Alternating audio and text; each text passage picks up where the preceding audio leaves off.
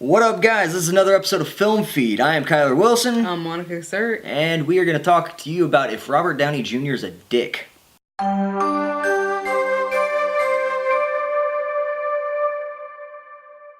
To kick it off, let's listen to the soundbite. Do you ever have a craving after you finish wrapping one of these just to make like a $500,000 budget indie movie? No. Why?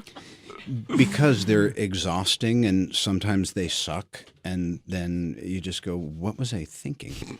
But I'm interested in doing all different kinds of movies. Sometimes the little movies are the ones that wind up taking the most out of you because they're like, hey, man, we're just running a couple days behind. Do you think you can stay through your birthday and then come back on the 4th of July? And by the way, could you, like the crew, could you pay for the craft service for a day? And oh, by the way, man, when we go to Sundance, it's like, can we just sit you in a chair and you can sell this for 6 days in a row so that we'll make $180 when it opens in one theater? God, this is so powerful what we're doing. What do you think of the movie? You saw it last night. I think it's mediocre. Yeah, isn't it the greatest? Man, everyone's an artist here. Actually, most of you are kind of inexperienced and lame. There's your answer, Jessica. Okay then. What kind of mood are you in today? An indie mood. Ooh, that was salty. Like, rubbing in the wounds. Like, you poor indie filmmakers, you chumps, you'll never be anything. God.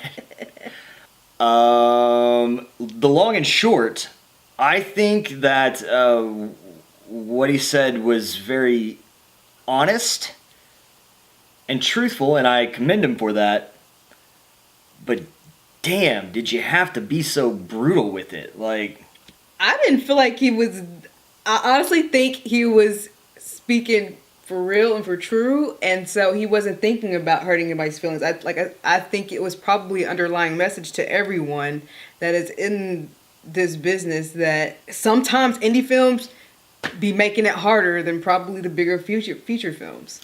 well, I mean, look, I can totally agree, but in a weird way, I don't know, this is going to sound weird probably, but it's stereotyping, you know what I mean? Like, you're taking one thing that applies to a generic volume of people and blanketing that across. Some of the better films that have ever been made have come out of independent studios, and they don't have like nightmare scenarios behind them where people are like, oh God, I was so ready to get off that set.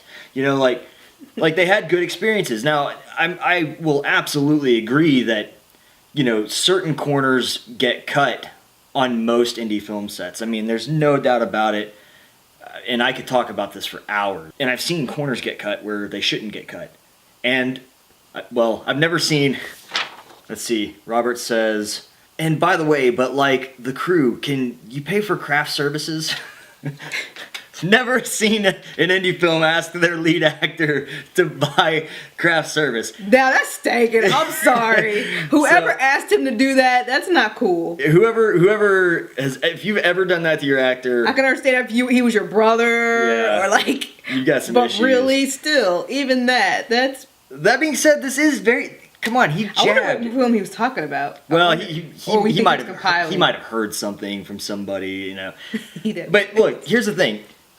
He's stabbed. Like, this is a firm thrust into the gut of indie filmmaking. I mean, listen to these words. Because they're exhausting and sometimes they suck. And then you just go, what was I thinking? Like, dang, man. Like, I would like to think that the majority of indie films out there wouldn't be this way. But I'm interested in doing all kinds of movies. Well, that's good. I mean, and he obviously has a large range. He doesn't just do Iron Man. He does all sorts of films, so good. Sometimes the little movies are the ones that wind up taking the most out of you because they're like, hey man, we're just running a couple days behind. Do you think you can stay through your birthday and then come back on the 4th of July? Well, I mean, on behalf of all the filmmakers out there, that's a ridiculous request. And I agree. If you were ever asked that as Robert Downey, that's an issue. But, Robert, were you ever asked, really, can you stay through your birthday? and come back on the 4th of July? I mean, or are you giving us a nightmare scenario? I think it's possible, but then again, let's be real. He's an actor. How many other actors do you think have said the same thing, just never out loud? Here's the thing, though, and Birdman attacks this very well. He's a celebrity.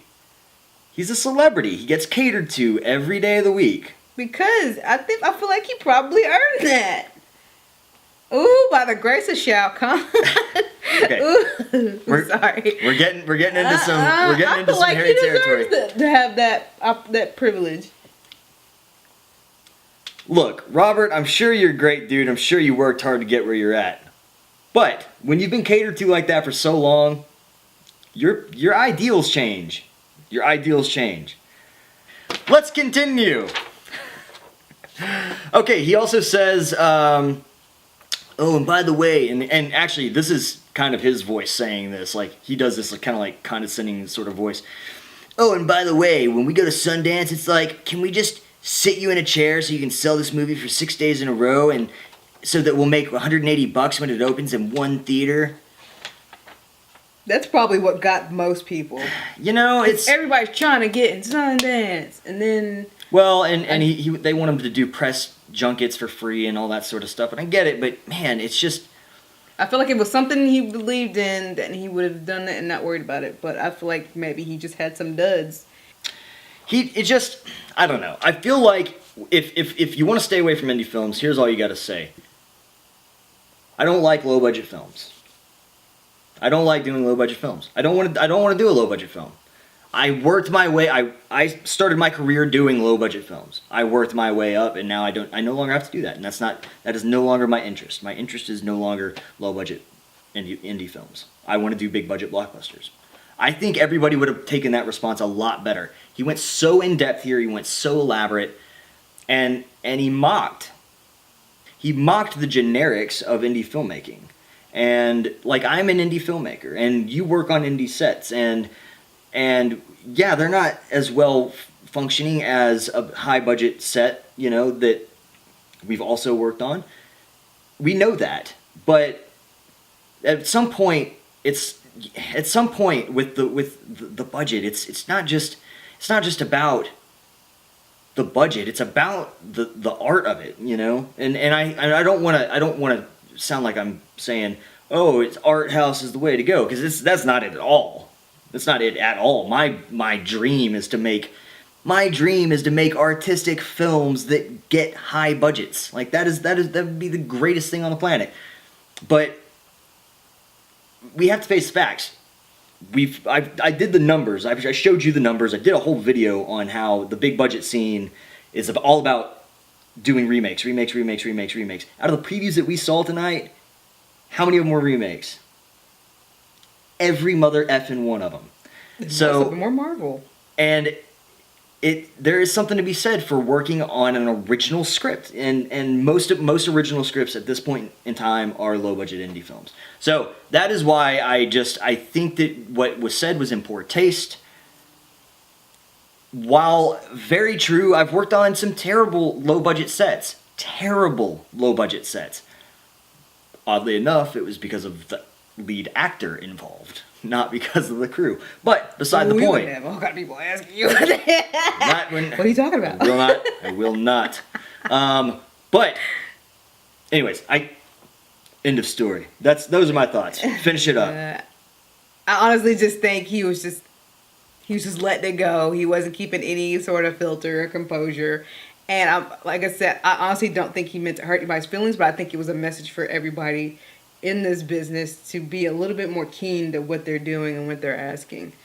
Fine, yeah, he's a superstar actor and he could afford to pay for craft services, but it's 100%, who's doing who a favor here? It's 100% unacceptable to ask your lead actor to buy your craft services. Who's doing the favor here? Every time.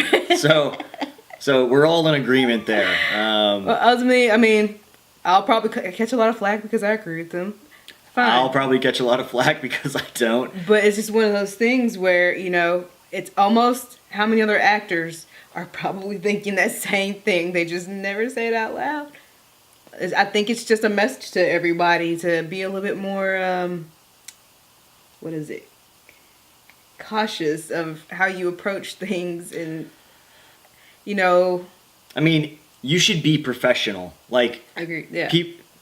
So we're going off on a tangent right now, but it is something important for all you indie filmmakers out there. You do not have the right, because you're an indie filmmaking.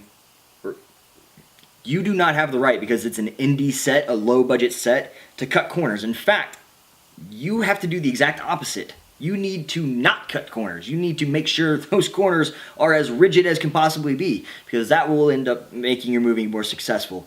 When you get into the high budget game, that's when you can start cutting corners. You just throw money at everything and your problems go away. There's someone next door who's screwing with you guys, knowing that you're a film set and they've got the lawnmower out there. Well, on an indie set, you've got to go and be polite, and you've got to ask them, hey, could you please give us 20 minutes, blah, blah, blah. The Avengers the Avengers would never be put in the situation in the first place, but in that situation, the Avengers would walk right over, their locations manager would walk right over, toss the dude $100 without ever asking anything. That's called cutting corners. Okay?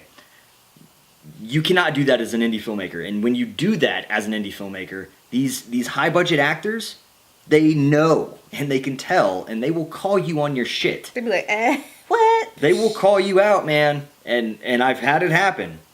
Luckily not to me personally, but I've been witness to it happening. So is this your next 5 films?